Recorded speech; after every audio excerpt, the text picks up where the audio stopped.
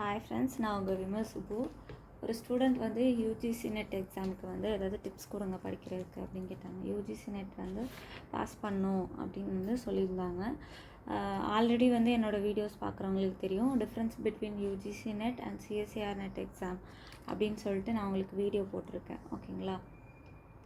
அதில் வந்து பார்த்திங்கன்னா தெரியும், சயின்ஸ் ஸ்டூடெண்ட்ஸ்க்கு வந்து சிஎஸ்சிஆர் நெட் எக்ஸாம் இருக்கும். மோஸ்ட்டாக ஆர்ட்ஸ் ஸ்டூடெண்ட்ஸ்க்கு வந்துட்டு யூஜிசி நெட் எக்ஸாம் இருக்கும். ஓகேங்களா? சயின்ஸ் ஸ்டூடெண்ட்ஸ்னால வந்து அந்த சிஎஸ்சிஆர் நெட் எக்ஸாம் வந்து பாஸ் பண்ண முடியாது. ஏன்னா அதில் வந்து நெகட்டிவ் மார்க்ஸ் இருக்கும். அதுலேயும் வந்து லைஃப் சயின்ஸ் ஸ்டூடெண்ட்ஸ்க்கு வந்து பர்சன்டைல் அப்படிங்கிற மாதிரிலாம் இருக்கும். பட் இங்கே யூஜிசி நெட்டில் வந்து நெகட்டிவ் மார்க் இல்லை. ஸோ அதனால் வந்துட்டு ஈஸியாக வந்து பாஸ் பண்ணிடலாம். அட்டன் பண்ணுறவங்க எல்லோரும் வந்துட்டு ஓரளவு கொஞ்சம் எஃபர்ட் போட்டு படிச்சிங்க அப்படின்னா ஃபஸ்ட் அட்டெம்ப்ட்லேயே வந்து பாஸ் பண்ணிடலாம். ஏன்னா வந்து நெகட்டிவ் மார்க் இல்லை. ஸோ அதனால் நீங்கள் எவ்வளோ கொஷின் கரெக்டு அப்படின்னு வந்து நீங்கள் எடுக்கிற பர்சன்டேஜை வச்சு கண்டுபிடிச்சிடலாம், இவ்வளோ கொஷின் நீங்கள் கரெக்டாக எழுதியிருக்கீங்க அப்படின்னு சொல்லிட்டு. ஸோ அதனால் ப்ராப்பராக ப்ரிப்பேர் பண்ணிங்கன்னா வந்து நம்ம யூஜிசி நெட் வந்து பாஸ் பண்ணிடலாம். இதில் வந்து எந்தெந்த ஸ்டூடெண்ட்ஸ்லாம் கவர் ஆவாங்க அப்படின்னு இந்த புக்லெட்டில் இருக்குது. டீட்டெயிலாக வந்துட்டு நமக்கு இந்த புக்லெட்டில் வந்து எந்தெந்த சப்ஜெக்ட், இதை வந்து நான் என்னோடய டெலிகிராம் சேனல்லையும் வந்து நான் உங்களுக்கு ஷேர் பண்ணுறேன். இதில் வந்து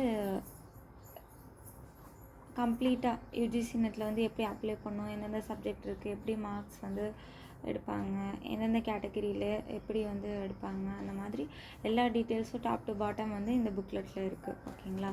ஓகே, ஃபஸ்ட்டு வந்துட்டு இந்த மார்க்கில் வந்துட்டு நீங்கள் அப்ளை பண்ணும்போது, இந்த எக்ஸாமுக்கு நீங்கள் அப்ளை பண்ணும்போது நிறைய கேட்டகிரி இருக்கும். அதில் வந்து 3 category: award of GRF and appointment as a assistant professor அப்படின்னு நீங்கள் கிளிக் கொடுத்துருந்தீங்கன்னா, ஒருவேளை நீங்கள் பாஸ் ஆனீங்க அப்படின்னா இந்த 2 தான். ஒன்று ஜேஆர்எஃப் அண்ட் அசிஸ்டன்ட் ப்ரொஃபஸராகவும் ஜாயின் பண்ணிக்கலாம், ஜேஆர்எஃப்க்கும் அப்ளை பண்ணலாம்.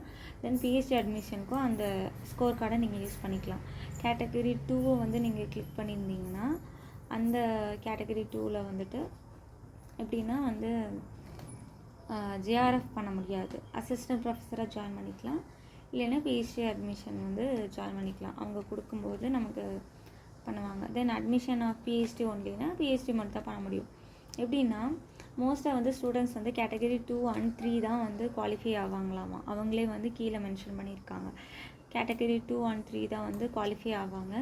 இதில் வந்து கேட்டகரி 3 அப்படிங்கிறவங்க வந்து 30%, அதாவது நீங்கள் யூஜிசி நெட்டில் வந்து 30% வச்சுருந்தீங்க மார்க்ஸ் அப்படின்னா நீங்கள் பாஸ் தான். பட் உங்களால் பிஹெச்டி அட்மிஷன் மட்டும்தான் போட முடியும். ஓகேங்களா? ஃபர்தராக அதை வச்சு நீங்கள் அசிஸ்டன்ட் ப்ரொஃபஸராக ஜாயின் பண்ண முடியாது. பட் நீங்கள் 70% வச்சுருந்தீங்கன்னா கேட்டகரி 2வில் வருவீங்க. அதை அவங்க மென்ஷன் பண்ணியிருக்காங்க இந்த புக்லெட்டில். 70% ஸ்கோர் வச்சுருந்தீங்க அப்படின்னா நீங்கள் வந்து கேட்டகரி 2வில் வருவீங்க. You can eligible for the assistant professor as well as PhD admission. Assistant ப்ரொஃபஸராகவும் நீங்கள் அந்த ஸ்கோர் கார்டை யூஸ் பண்ணிக்க முடியும். பட் ஜேஆர்எஃப் வந்து அப்ளை பண்ண முடியாது அப்படின்னு இதில் வந்து மென்ஷன் பண்ணியிருக்காங்க. ஓகேங்களா? ஸோ வந்து அதுக்கு இன்னும் 70%க்கு மேலே வந்து நீங்கள் ஸ்கோர் பண்ணணும், அப்போ தான் ஜேஆர்எஃப் வந்து அப்ளை பண்ணலாம். நமக்கு வந்து இந்த 70% போதும். ஓகேங்களா? அசிஸ்டன்ட் ப்ரொஃபஸராக வந்து ஜாயின் பண்ணிக்கிறதுக்கு இந்த 70% நமக்கு ஓகே தான். தென் அதுக்கப்புறம் கீழே வந்து எக்ஸாமினேஷன் எப்படி இருக்கும் அப்படின்னு வந்து நமக்கு மென்ஷன் பண்ணியிருக்காங்க. அதாவது பேட்டர்ன், எக்ஸாம் கொஷின் பேட்டர்ன் வந்து பார்ட் 1 பேப்பர் 1, 2 ரெண்டுமே வந்து ஒரே கொஷின்ஸில் தான் இருக்கும். ரெண்டுக்கும் 3 hours தான் டைமு. நீங்கள் part 1 section A, section B அந்த மாதிரி தான். பார்ட் 1 பார்ட் 2 அப்படின்னு கொடுத்துருப்பாங்க. சிஎஸ்சிஆர் நெட் எக்ஸாமில் செக்ஷன் ஏ, பி அப்படின்னு கொடுத்துருப்பாங்க. இதில் வந்து பேப்பர் 1, பேப்பர் 2 அப்படின்னு மென்ஷன் பண்ணியிருக்காங்க. பேப்பர் 1 எல்லாமே வந்துட்டு என்ன மாதிரி இருக்கும்னா, அதுவும் எம்சிக்யூ தான். இதில் வந்து ரிசர்ச் ஓரியன்டாகவும் இருக்கும், டீச்சிங் பற்றி அதிகமாக இருக்கும். அதாவது பிஎட் சிலபஸ் வந்து அதிகமாக இருக்கும். அதாவது ஸ்டூடெண்ட்ஸோட மென்டல் எபிலிட்டி எப்படி இருக்கும், அந்த மாதிரி எப்படி கிளாஸ் எடுக்கணும், கிளாஸ் ப்ரிப்பேர் எப்படி பண்ணணும் அப்படின்னு யூஜிசி நெட்டுக்குன்னு நிறைய கிளாஸ் எல்லாம் வந்து யூடியூப்லேயே நிறைய கிளாஸ் அவைலபிளாக இருக்குது. நானும் வந்து அதுதான் ஃபாலோ பண்ணி படித்தேன். ஓகேங்களா? ஈஸியாக தான் இருக்கும். ப்ரீவியஸ் இயர் கொஸ்டின் பேப்பர் எல்லாத்தையும் கலெக்ட் பண்ணி நீங்கள் ப்ரிப்பேர் பண்ணாலே வந்து இந்த பேப்பர் 1 வந்து ஈஸியாக கிளியர் பண்ணிடலாம். ஏன்னா வந்து பிஎட் ஸ்டூடெண்ட் ஒரு பிஎட் ஆல்ரெடி கம்ப்ளீட் பண்ணியிருக்காங்க அப்படிங்கும்போது அந்த பேப்பர் 1 வந்து அவங்களுக்கு டஃப்பாகவே இருக்காது. ஏன்னா வந்து அது ஃபுல்லாக டீச்சிங் அபிலிட்டி தான் வந்து இருக்கும். ஸ்டூடெண்ட்ஸை வந்து எப்படி கேட்டகரி பண்ணுவாங்க, அப்புறம் டீச்சிங் எப்படி பண்ணலாம், எந்த மாதிரி டீச்சிங் பண்ணலாம் அப்படின்னு அந்த சிலபஸ் ஃபுல்லாகவே டீச்சிங் ஓரியன்டாக இருக்கும். அது இல்லாமல் வந்துட்டு நமக்கு வந்து ஜென்ரல் அவேர்னஸும் இருக்கும், அதில் வந்து அதுவும் இருக்கும். அப்புறம் மேக்ஸ் ஓரியன்டாகவும் இருக்கும். நம்ம டிஎன்பிஎஸ்சி எக்ஸாம்லலாம் எப்படி நமக்கு வந்து மேக்ஸ் இருக்கும் ஜென்ரலாக காம்ப்ரஹென்சிவ் அந்த மாதிரி அதுவும் இருக்கும். அதில் அந்த சிலபஸில் வந்து இதெல்லாம் கவர் ஆகும். மோஸ்ட்டாக டீச்சிங் பற்றி தான் இருக்கும். ஸோ அந்த ஃபஸ்ட் பேப்பர் நீங்கள் படிச்சிங்கனாலே மேக்ஸிமம் பாஸ் ஆகிடலாம். ஏன்னா செகண்ட் பேப்பர் வந்து நமக்கு ஆல்ரெடி படித்தது தான், ஈஸியாக வந்து நம்மளால் வந்து ரீகால் பண்ண முடியும். ஃபஸ்ட் பேப்பருக்கு தான் ரொம்ப கஷ்டமாக இருக்கும். ஸோ அதனால் அந்த பேப்பர் 1 மட்டும் ஃபோக்கஸ் பண்ணுங்கள். அதுக்கு நிறையா டைம் எடுத்து படிங்க. ஏன்னா அது வந்து யாரும் நமக்கு சொல்லிக் கொடுக்க மாட்டாங்க, யூடியூப் சேனல் தான் ஃபாலோ பண்ணுற மாதிரி இருக்கும். ஓகேங்களா? பிஎட் ஸ்டூடெண்ட்ஸ்க்கு ஈஸியாக இருக்கும். நமக்கு வந்து அது ஃபுல்லாகவே நம்மளாக ஓனாக கற்றுக்கிற மாதிரி இருக்கும். பேப்பர் 2 வந்து மோஸ்ட்டாக வந்து நம்ம யூஜிபிஜியில் படித்த சிலபஸ் தான் இருக்கும். ஸோ அதனால் அதை ஈஸியாக நம்மளால் வந்து டைம் எடுக்காது. நமக்கு டெய்லி 1 hour ஸ்பெண்ட் பண்ணாலே இதுக்கு போதும். இதுக்கு மட்டும் நம்ம யூடியூப்பெல்லாம் பார்த்து கிளாஸ் எல்லாம் கவனித்து அதோட டெக்னிக்கல் டேர்ம்ஸ் எல்லாமே புதுசாக இருக்கும். அந்த டீச்சிங்கில் வந்து அந்த டீச்சிங் ரிலேட்டட் கொஷின்ஸ் எல்லாமே வந்து அதோட மீனிங்கே வந்து நமக்கு ரொம்ப டிஃப்ரெண்ட்டாக இருக்கும். ஒரு பிஎட் ஸ்டூடெண்ட்ஸ்க்கு வந்து அது பழகியிருக்கும், பட் நமக்கு வந்து ஒவ்வொரு டேர்முக்கும் வந்துட்டு கஷ்டமாக இருக்கும். ஸோ அதனால் நான் வந்து அது 2 months எடுத்து ப்ரிப்பேர் பண்ணேன். பட் என்னால் அந்த எக்ஸாம் வந்து அட்டன் பண்ண முடியல. ஏன்னா நாங்கள் வந்து 2024 எழுத வேண்டிய ஆள். 23 டிசம்பரில் வந்து நாங்கள் அப்ளை பண்ணோம். என்ன ஆயிடுச்சுன்னா எங்களுக்கு வந்து கொஷின் பேப்பர் லீக் ஆயிடுச்சு. 2024 வந்து நாங்கள் எக்ஸாம் எழுதுனது வந்து கொஷின் பேப்பர் லீக் ஆயிடுச்சு அப்படின்னு சொல்லி எங்களை வந்து செகண்ட் டைம் எழுத வச்சாங்க. ஸோ நான் வந்து தீசஸ் எழுதுகிற கேப்பில் வந்துட்டு தீசஸ் எழுதாமல் 2 months வந்து இதுக்காக ஸ்பெண்ட் பண்ணி படித்தேன். ஃபஸ்ட் பேப்பர் கொஞ்சம் ஈஸியாக தான் இருக்கும் படிச்சிட்டிங்கன்னா. வெறும் ப்ரீவியஸ் இயர் கொஸ்டின் பேப்பர் மட்டும் நீங்கள் ரீகால் பண்ணாலே போதும் ஃபஸ்ட் பேப்பருக்கு. மோஸ்ட்டாக நிறைய கொஸ்டின் கவர் ஆச்சு. ஓகேங்களா? நான் வந்து சாரி ஃபார் த இன்ட்ரப்ஷன். நான் வந்து அட்டன் பண்ணதை வச்சு சொல்கிறேன். ஃபஸ்ட் பேப்பர் வந்து ப்ரீவியஸ் இயர் கொஸ்டின் பேப்பர் மட்டும் நீங்கள் ஃபாலோ பண்ணிங்கனாலே வந்து அதில் ஒரு 10 கொஸ்டின் வந்து 10 to 20 கொஸ்டின் உங்களால் கரெக்டாக ஆன்சர் பண்ண முடியும். 50 கொஸ்டின்ஸில் 20 கொஸ்டின் உங்களால் வந்து ஆன்சர் பண்ண முடியும் ப்ரீவியஸ் இயர் கொஸ்டின் பேப்பரை வந்து ஃபாலோ பண்ணிங்கன்னா. ரிமைனிங் 30 வந்து நீங்கள் சிலபஸ் ஓரியன்டாக வந்து ரீகால் பண்ணணும். கிளாஸ் எல்லாம் நிறையா இருக்கும், யூடியூப்பில் அவைலபிளாக இருக்கும். ஸோ அதை வந்து நீங்கள் ரீகால் பண்ணிங்கனாலே வந்து அந்த பேப்பர் 1 வந்து கிளியர் பண்ணிடலாம். தென் அதுக்கப்புறம் பேப்பர் 2 வந்து நம்மளோட யூஜிபிஜி சிலபஸ் தான் கவர் ஆகும். ஸோ அது ரொம்ப ஈஸி தான், நம்மளால் வந்து அதை ஈஸியாக வந்து சால்வ் பண்ண முடியும். ஓகேங்களா? அதுக்கப்புறம் இதோட அஃபிஷியலாக நம்மளோட யூஜிசி அஃபிஷியல் வெப்சைட்டில் வந்து நம்மளோட சிலபஸ் சப்ஜெக்ட் ஓரியன்டாக நம்மளால் டவுன்லோட் பண்ண முடியும். ஸோ இந்த வெப்சைட்டை கிளிக் பண்ணிங்கன்னா நம்ம வந்து இந்த பேஜ் ஓப்பன் ஆகும். இப்போ பார்த்திங்கன்னா இவ்வளோ சப்ஜெக்ட்ஸ் இருக்குது அதில். ஓகேங்களா? இதில் வந்து லைஃப் சயின்ஸ் வராது, ஆர்ட்ஸ் தான் மேக்ஸிமம் வரும்.